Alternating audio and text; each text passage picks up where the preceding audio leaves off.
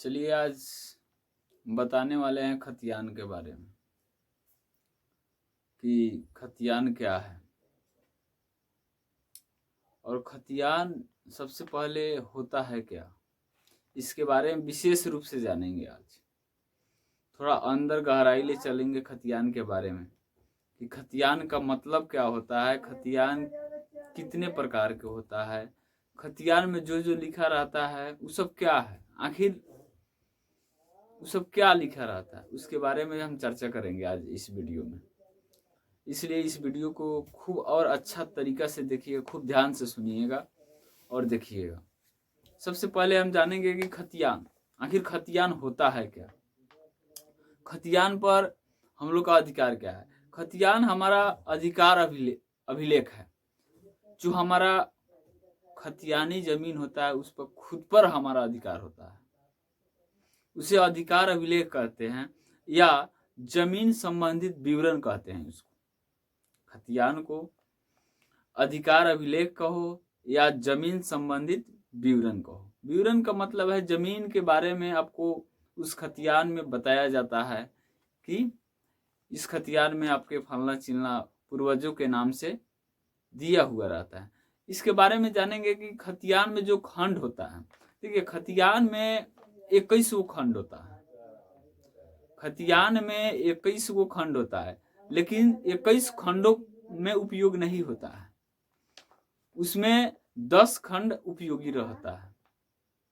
खतियान में 10 खंडों में उपयोग होता है और जो 10 खंडों में जो चीज लिखा होता है उसमें आखिर क्या क्या लिखा होता है, इसके बारे में हम आज जानेंगे।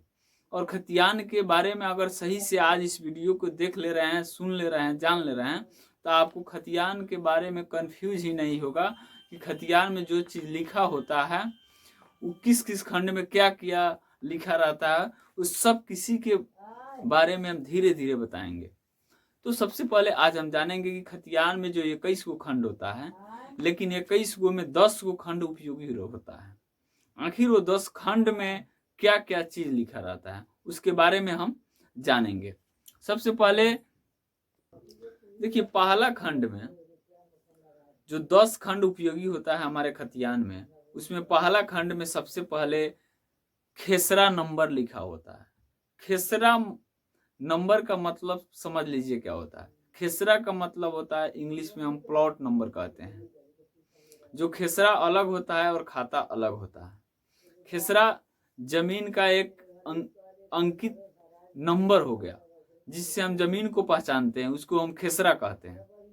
तो फर्स्ट वाले लाइन में खंड यानी खंड में खेसरा का नाम रहता है। दूसरा में रैयत का नाम, दूसरा खंड में रैयत का नाम। रैयत का मतलब होता है जो जमीन को जोत कोड़ कर खाता है, उसको हम रैयत कहते हैं। दूसरा में रैयत का नाम होता है। तीसरा में पृष्ठ संख्या।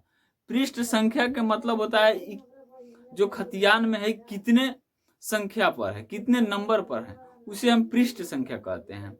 और चौथा में होता है कि जमीन का किस्म का मतलब होता है जमीन किस किस्म का है, यानी उसमें उपज है या परती वाला है या किस प्रकार का है जमीन, उसको जमीन का किस्म कहते हैं। यानी जमीन हमारा किस, जैसे में आपका खेती वाला उपज वाला होगा, उसको उसमें जो भी किस्म का होता है जमीन, वो अपना जमीन का नाम लिखा रहता है। जैसे में कोई होता है कि गड्ढा होता है, नाला होता है, परती रहता है नहीं, या पेड़ लगा हुआ रहता है, उसको जमीन आपका किस किस्म का है उस खतियान में लिखा हुआ रहता है। 5 में होता है लगान देने वाले का नाम।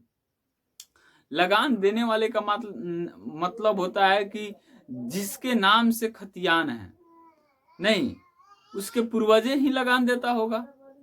जो उसको जोत कोड़ कर खा रहा है, उसका रखवाल है, वही उसका लगान देता होता है। लगान का मतलब होता है रसीद कटाना। जैसे हम लोग रसीद कटाते हैं, हर साल रसीद कटाते हैं, उसी को हम लगान बोलते हैं। और छठा नंबर में होता है स्वामित्व के उत्तराधिकार। इसका मतलब होता है इस जमीन का रियलिटी यानी रियल मालिक कौन है, उसका उस खतियान में नाम होता है। जैसे में मान लेते हैं किसी भी नाम का व्यक्ति होगा, उसका नाम उसमें, जैसे में मान लो रमेश हुआ, सुधन, बुधन हुआ, किसी भी नाम से भी खतियान, हम एग्जाम्पल में आपको बता रहे हैं। तो सबसे पहले उसका नाम होता है जो हकीकत में मालिक होता है।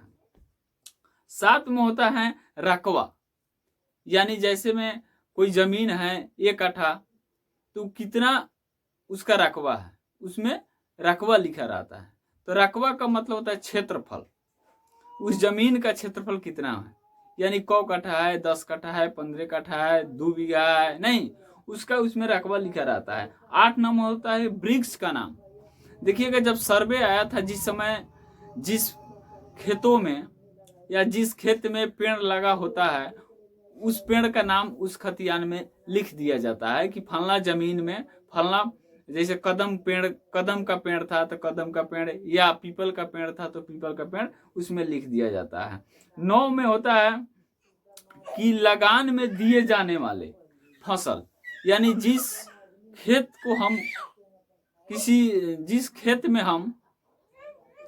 खेत को हम लगान देते हैं, उसमें कौन फसल उगा रहे हैं, उसका हम नाम देते हैं। लेकिन सबसे पहले बात, वो सब खतियान में लिखा होता है, जो खतियान के बारे में हम बता रहे हैं। जिस समय सर्वे आता है उस समय के बात है, जो चीज आप फसल, धान, गेहूं, मक्का जो भी लगाते थे, उसका इसमें फसल का नाम लिखा हुआ रहता है। 10 में होता है कि गरमजरुआ जमीन, यानी जमीन गरमजरुआ है कि क्या है, वो जमीन के बारे में यहाँ लिखा हुआ रहता है।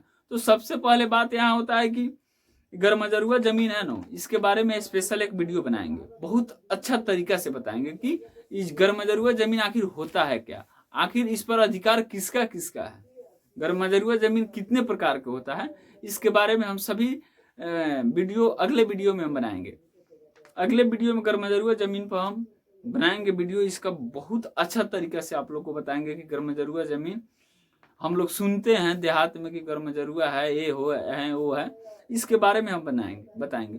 तो हम आज यहाँ जानेंगे कि खतियान में जो लाइन होता है, जो खंड होता है, उस खंड में क्या क्या लिखा होता है, यहाँ तो हम लोग जान गए। तो सबसे पहले अभी और कुछ है इसमें कि खतियान कितने प्रकार के होता है। नहीं, खतियान जब सर्वे आया था तो खतियान कितने प्रकार में बांटा, इसको, इस पर वीडियो बनेगा, लंबी वीडियो हो जाने के कारण इस पर स्पेशल वीडियो हम बनाएंगे, बहुत लंबा वीडियो हो जाएगा, खतियान कितने प्रकार का होता है। देखिए धीरे धीरे हमारे चैनल से अगर जुड़े रहिएगा तो हर चीज के बारे में आपको हम बताएंगे, हर चीज, कोई भी डाउट आपका नहीं बचेगा, किसी भी प्रकार का डाउट आपका नहीं बचेगा। तो सबसे पहले बात तो यहाँ तो हम जान गए कि खतियान में क्या क्या लिखा हुआ रहता है, उसमें जो खंड है 10 खंड होता है खतियान में, तो 10 खंडों में क्या क्या लिखा हुआ रहता है। यहाँ तक कोई भी कंफ्यूज किसी को हमको लग रहा है कि नहीं होगा, और होगा भी तो अगले भविष्य में इसको क्लियर, अगले वीडियो में इसको और क्लियर हम कर देंगे। तो सबसे पहले हम जान गए कि खतियान क्या होता है, खतियान हमारा जो है उसमें क्या क्या लिखा हुआ रहता है, ये सब क्लियर हो गया। तो सबसे पहले इस सब चीज के बारे में हम लोग का नॉलेज होना चाहिए। देखिए नॉलेज जो व्यक्ति के अंदर नहीं है, वही व्यक्ति किसी व्यक्ति से लफड़ा कर रहा है। सबसे पहले जमीन संबंधित नॉलेज रखना बहुत बड़ा काम हो गया है, हर किसी का बस की चीज नहीं है जमीन संबंधित नॉलेज रखना। इसके बारे में जानने के लिए उतना यादाश्त चाहिए, और सबसे पहले उतना आपकी माइंड डेवलपमेंट होना चाहिए। तो सबसे पहले बात यहाँ है कि खतियान के बारे में हम आज जान गए कि खतियान जो है वो मेरा, खतियान का मतलब होता है कि अधिकार अभिलेख, उसको हम जमीन संबंधित विवरण भी कहते हैं, यानी हमारा जो भी जमीन है उसका विवरण इस खतियान में दिया गया है। खतियान एक हमारा होता है मूल्य प्रमाण पत्र, जिसको बोला जाता है। खतियान हमारा क्या है, मूल्य प्रमाण पत्र हुआ।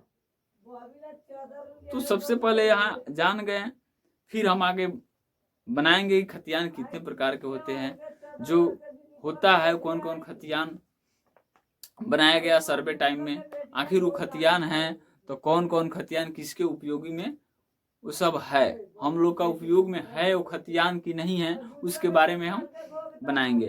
और एक और जानकारी वाले बात बता दे रहे हैं, कल बहुत अच्छा वीडियो हम लेकर आ रहे हैं जो हर किसी को वीडियो स्ट्रांग बना देगा, अगर उस वीडियो को आप लोग सही ढंग से देखकर समझ रहे हैं तो। बहुत अच्छा वीडियो, ठीक है। जय हिंद। जाते जाते हम थोड़ा खतियान के आप लोग फिगर भी बता दे रहे हैं। देखिए खतियान है, देख लीजिए,